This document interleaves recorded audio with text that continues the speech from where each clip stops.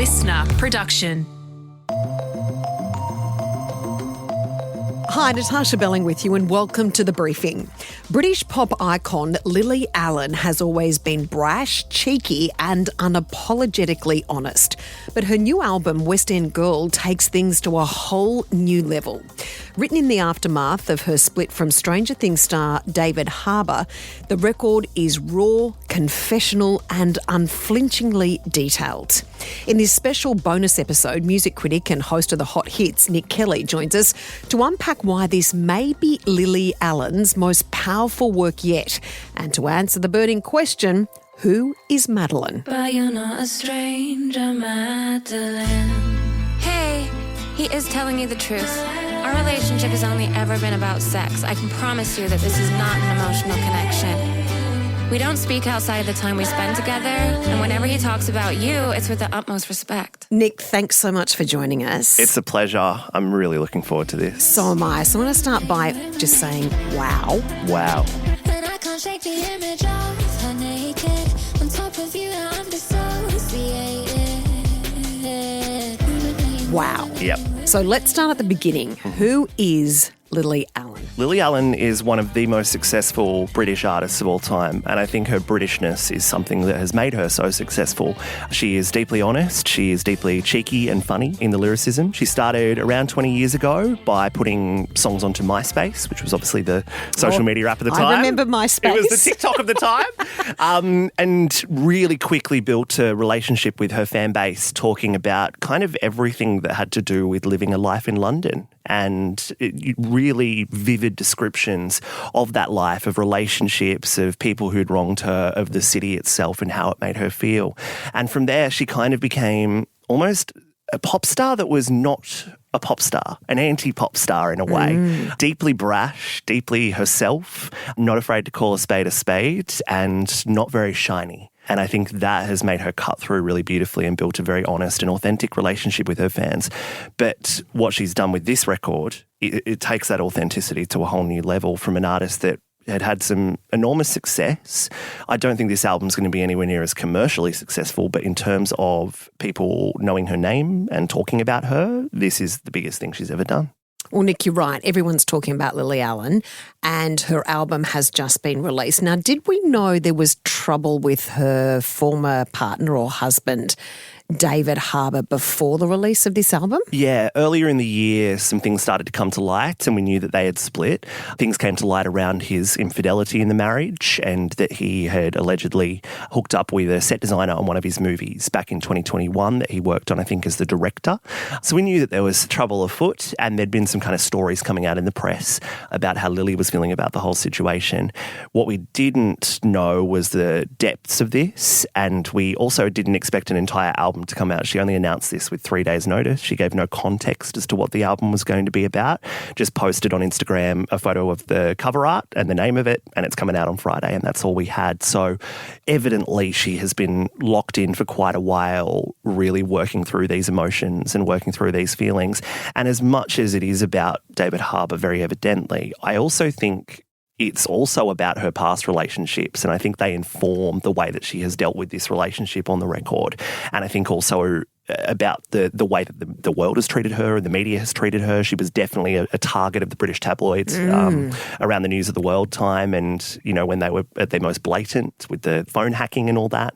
Yeah, we kind of get the biggest snapshot we've ever had of exactly who Lily is and how she processes being wronged by others. We'll get to unpacking the album and the songs in a moment. From your professional opinion, though, you think this is creatively one of her most authentic and brilliant albums. What I look for in good music, and what I always have looked for in good music, is the artist being entirely themselves. I think that's the only way to cut through as an artist in 2025. 50,000 songs are released every single day. I think bearing your entire soul, and to do it when people know who you're talking about and that you're talking about two famous people. It's one thing to write a breakup record or a I've been cheated on record if you're a new artist, but for someone who is tabloid fodder to write about this in the way that she has and be so detailed is quite unprecedented. And I think that creates authenticity and that creates cut through for this artist. And I think for a lot of people, they will see this as her magnum opus, her best work. You know, really, music is there to heal. Music is there to work through a situation in your own mind. It's a very cathartic process. And to be this cathartic, it can only be seen as genuine and authentic. And I think that makes this the best thing she's ever done. Do you think she's gone too far? It's pretty full on. It's a very good question. I don't think you can go too far when As an it comes artist? to art. I right. really don't. I think if this is the way you're feeling and this is the way that you need to process it, I don't think you can go too far. That's what I'm saying from a musical perspective. As I said, I think the best music in the world is the most genuine and straightforward. In terms of putting her private life on display and maybe not protecting the anonymity that she deserves and needs. She's been through a lot of stuff with a stalker not too long ago. That was a really an awful incident that she had with someone stalking her for years. I think this maybe does a disservice to her privacy, and she deserves privacy. And I don't think that this is going to provide her with privacy and possibly creates an expectation with the public and the media that she is going to be 100% honest all the time for the rest of her career and the rest of her life, when maybe she just deserves a little bit of peace and quiet as well. Nic, you made a great point because you mentioned before she was hounded by the paparazzi for a long time. She has had, by her own admissions, a battle with a lot of addictions, with drugs and alcohol. She has 2 children.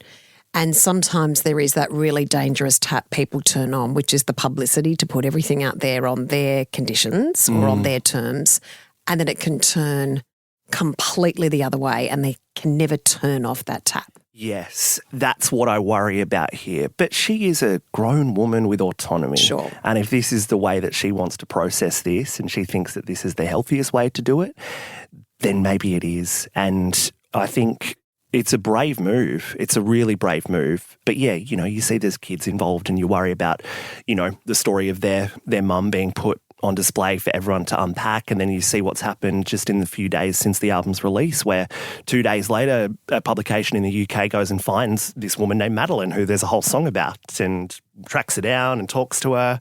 You know, she opened up the floodgates for people to then start dissecting, even to the point of what we're doing right now. Sure. So tell us about some of these tracks on the album. What did you initially think when you were listening to the lyrics? It's next level. Yeah. And look, Lily has always been slightly vulgar in the way that she approaches her music. She's never, as I said, she's always been quite a brash kind of London girl. But this is on another level. And I think the specifics that she gets into around the way that the cheating went on, the fact that there was like a slight agreement of an open relationship, but that he took that open relationship to a whole other level that was not in the agreement that they made. I don't wanna with anyone else. I know that's all you wanna do. I'm so committed that I'd lose myself, 'cause I don't wanna lose you. And I think also dives into what she maybe did wrong. And I think that's what I talk about when I talk about past relationships where, you know, there's been infidelity on her part in past relationships. She's kind of trying to grapple with that within the context of being someone being infidel to her. I made that word up. Unfaithful to her. Unfaithful to her. Yeah, that's exactly it. Yeah, there are songs like P Palace. I think that's okay to say, where she kind of dives into the location of where this cheating was going on. What do you mean? There was a palace where this was all happening. So he would take all of these. So it wasn't just Madeline. There were allegations. It was a host of women he was cheating with. Yeah. And look, there were a couple, you know, if we look into the lyrics of Madeline, which I have in front of me, we had an arrangement, be discreet and don't be blatant. There had to be payment. It had to be with strangers. The rules of that open relationship are sitting right there in the lyrics. But then she goes on to say, but you're not a stranger, Madeline. So that's just one woman, and that was the main woman. This is the one that he apparently met on the set of the movie in 2021. Right. It's just fascinating to me that she kind of is so into detail on this. And then when she's talking about in the P Palace, you know, we get so much more detail of how this occurred. And, you know, I think detail provides extra fodder to feel angry for her and for us to feel sorry for her as well. I found a shoebox full of handwritten letters from broken-hearted women wishing you could have been better. Sheets pulled off the bed and strewn all on the floor. Long black hair, probably from the night before. And how's the album going? Like, has it been incredibly successful because people are actually interested in her music? Or it's like an investigation. You can dig into all the details thinking, what happened where, who did what? I think that's, for me as a music fan, kind of it's a slightly frustrating thing that I've seen way more discourse online about what she's talking about and her relationship rather than the art itself and the music itself. I haven't seen anywhere near as much conversation. And as I said, I think sonically and melodically, this is an amazing album. She's done an incredible job making this sound as intense as it was as an emotion. But it's being received really, really well. Critical acclaim so far from all the big publications. We'll see the chart results in the next couple of days as well. I don't expect it to be as big a chart performer, obviously, as a Taylor Swift Life of a Showgirl, because A, she's not Taylor Swift, and B, there was no lead up to this. When you are putting out an album these days, you have weeks and weeks of pre-sale, which goes towards that first week chart result. And we won't see that with this album that was announced 2 days beforehand. And I think for her, this will be seen as a more artistic record. She has done the full pop thing in the past and done it the right way and had number one records in the UK and Australia. This won't be that, and that is so fine. Sometimes an artist's least successful commercial work is their most important artistic work. Nic, is this smart, though, from Lily's point of view? If you think about it from another perspective, she has had a very, understandably so, an interesting relationship with the media and paparazzi, that she gets to control the narrative here. And therefore, her estranged husband, whatever he may say, she's put all the records out there for it to forever be in print. Does that make sense? It does. I think it's dangerous, for sure, to do it this way. Why? Because when she goes to release any other record in the future, it's always going to be compared to this one in its honesty. And I think any other record she wants to create about different scenarios that happen in the rest of her life, they'll always look back at this one and go, well, you were this cutthroat and this honest and naming names and showing receipts in this record. You're not doing that on this one. So why not, even if that's the intention, that she wants to make a more fun pop record in the future or something different. I think it's going to be very interesting to see what happens with David Harbour over the next few months. Stranger Things is coming back to television in the next few months. He has generally in the past been part of the press tour for that. I have a feeling he won't be part of the press tour this time around, but he may already have contractual obligations to be part of that press tour, and it's going to be very interesting to watch. Even if journalists are told you can't ask about Lily, I reckon there'll be a few fireworky kind of moments that happen around the time that he has to come back into the public eye when that season drops. And in regards to what this means for Lily moving forward, do you think this is someone that understandably was incredibly hurt and betrayed, and her whole life as she knew it had blown up before her very eyes, and that she's someone, using her creative license to produce that material? Do you think she should have been able to grieve in her own way and not put it in an album? Or that's what makes artists and albums and music and theatre so brilliant? Well, when someone uses art as their way of coping and as their catharsis to get these feelings out, some of us journal, some of us ring a friend, some of us type it into ChatGPT and see what ChatGPT has to say. Everyone's got their way of coping with a situation like this. Hers is writing it into music. The decision to then release that music in a commercial sense is very interesting to me. And this music very well could have sat in a vault for a very long time. But I think there's also, we talk to a lot of artists about the feeling of releasing music, and that is kind of another layer of the catharsis, actually getting it out there and having it perceived by other people and having your pain understood by other people. And I think you're seeing, the very, very positive reaction to this on Lily's part. That is an element of catharsis. It's an element of vindication, of feeling seen and heard and like you were in the right. Because you do, when you're coming out of a messy relationship or a toxic relationship, you do question whether you did all the right things, whether it's entirely on that other person. But when you have an outlet to be able to talk to millions of people about what happened in your relationship and them go, I understand that, that's not good enough, that's not good, then you'll probably feel vindicated, and it is probably part of her healing process, I think. And do you think we'll hear anything from David regarding this? I don't think so. Not in the near future. I don't think we'll get a traditional media statement. I don't think we'll get a I mean, he's not a musician, so we won't get a response album. You know, that was the way in the past, you know. If it was two artists that broke up, they do 2 separate albums fighting it out. We're seeing that with the Kid Laroi and Tate McRae at the moment. They're writing music about each other after their breakup, you know. One's literally called Tit for Tat, and they're going back and forth.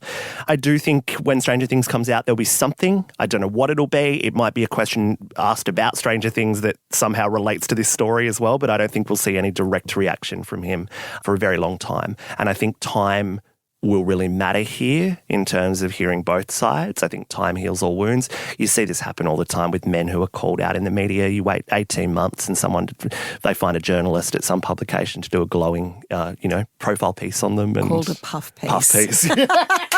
We've seen a couple in our time. Absolutely. Nic, fascinating insight. Really appreciate you joining us. Thank you. That was so fun.